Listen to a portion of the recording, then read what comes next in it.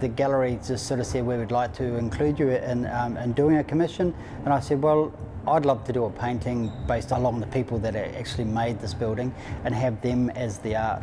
An idea that I just sort of had as I visited the site as well. And I thought, oh, all these people are running around doing different trades, like the sparkies, the scaffolding, the crane drivers, and I thought, imagine being a part of their world, even if it was just for a day, just to document that and have that as like an archive of what happened during this time.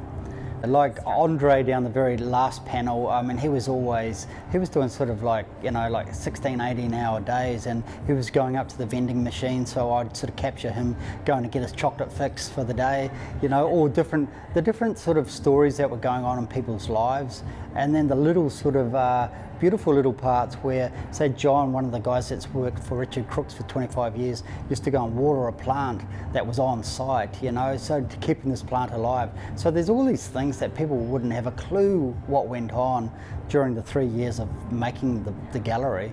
So I wanted to sort of include those into the actual building. Yeah, that's so interesting, because when you think about building a building like this, it seems so impersonal, and you've just tapped into like this personal aspect of it. Yeah, and these are stories forever, so I always imagine sort of like in 100 years when people view this work, what do they see?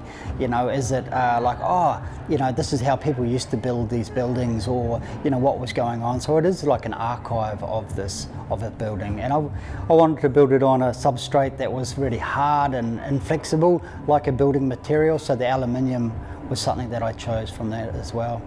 And you've also got different perspectives, which also is interesting. Yeah, I wanted different things going on in the panels, whether they're an image of the actual hole that was for a long time, it was just a hole, or the cranes, or the different surfaces that have been used as well. The clay wall next to other concrete layers, next to steel, next to aluminium. So it was a real mixture of materials. So I wanted to sort of document that in the painting as well. And with a multi-panelled work like that, do you plan it out so that you can have that sort of cohesive effect? I don't really plan the painting, it really happens quite organically, and because it's such a long work, it never really fitted in my studio as well, so it was like hard to sort of know what was coming next. But that's the beauty of painting, and also this sort of painting, because I would physically scrape the oil paint off, and then the residue is on the sides, so it was a real physical struggle, the painting, kind of mimicking the physicality of the building site as well. So I kind of liked that and wanted to sort of show that as well.